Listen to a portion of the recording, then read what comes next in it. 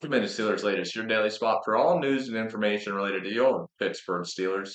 I'm your host, Cole Denis, and please like and subscribe to the channel if you enjoy the content to stay up to date with everything Steelers. But let's get rocking as the players. A lot of reports at the end of last week coming out about reactions to Tomlin's decision to step down. One reporter saying it felt like a funeral in there. PJ Watt just saying no the whole time. Basically can't believe it's happening. Joey Porter Jr.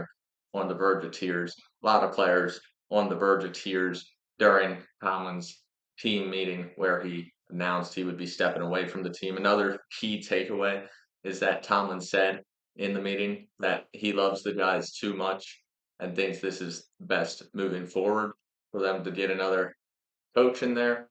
He said this is the only group he would want to coach in the league. So definitely don't think he'll be coaching next year at least.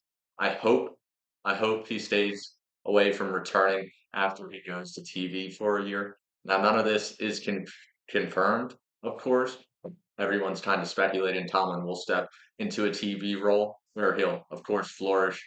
Man's a quote mastermind. He always has something ready to fire away with at every press conference. So he's going to flourish in the TV industry, of course, but hopefully stays there. Stays there. He's a Steeler for life.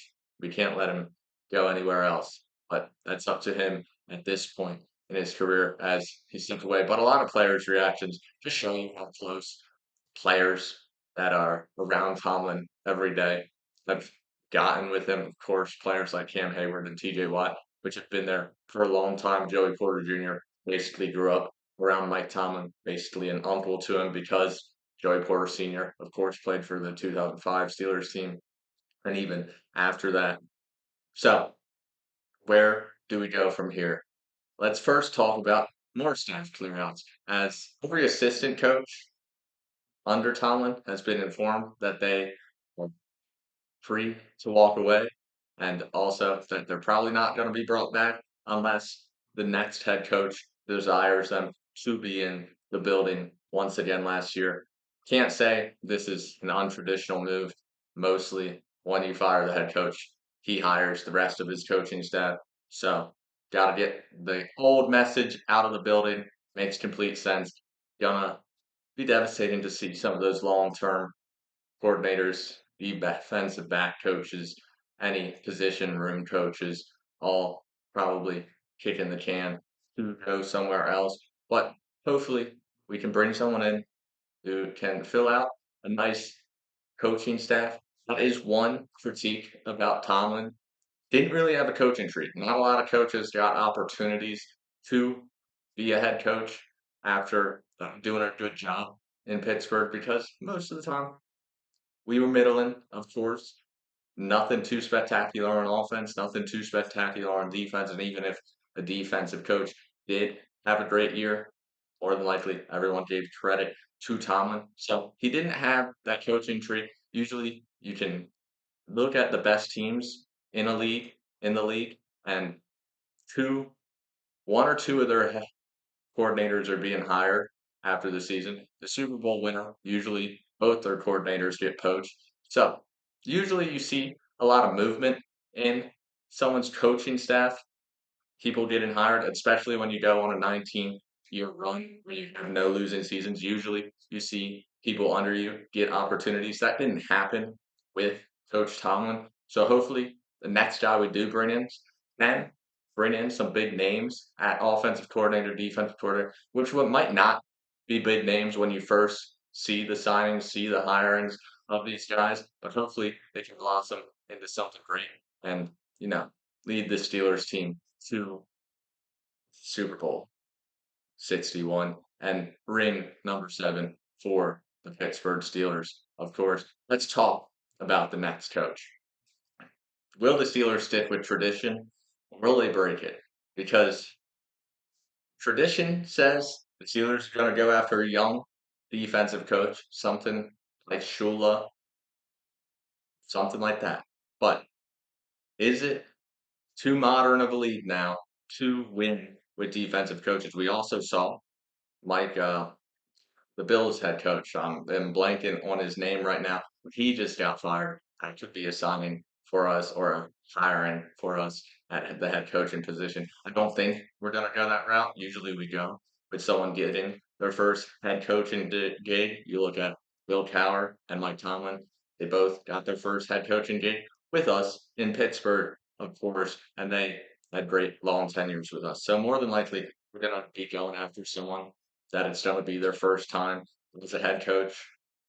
If we're basing it off the past, there's not a lot of past to base it off of. I know there's 50 years of past, but we've only had three coaches in those 50 years. So we gotta basically make an estimated guess here. Offensive wise, Mike McDaniels is always an interesting play to me, just because I do think he's one of the best offensive minds in the league right now. But once again, wouldn't be his first head coaching gig. No. You got names being tossed out there left and right now. But I'm hoping I do like the tradition of having a strong defensive minded head coach in Pittsburgh. It just feels like how it's meant to be. But some traditions, I guess, are meant to be broken. This could be the time to finally go offensively, especially knowing that we have all our veterans on the defensive side of the ball, a lot of talent on that defensive side of the ball, even though it didn't perform up to that level of talent this year, most of the season. They were in some periods they were able to string together solid football, but in the first quarter, we were the worst defense in the league, it felt like, every week. But since you got all the veterans on that side of the ball, focusing on an offensive head coach that can really revitalize this offense for the first time since Big Ben exited his prime. I know last year's offense or this year's offense wasn't too terrible with Rodgers commanding the helm, but that leads me into my final thing. Who could be our quarterback, and what are the young quarterback options out there? You got people like Willis. I think if Mike Tomlin was still here, I more than guaranteed that Malik Willis would have had a shot to start for the Steelers next year. I would guarantee he would be on the roster if Mike Tomlin was still in the building. We liked him coming out of the draft.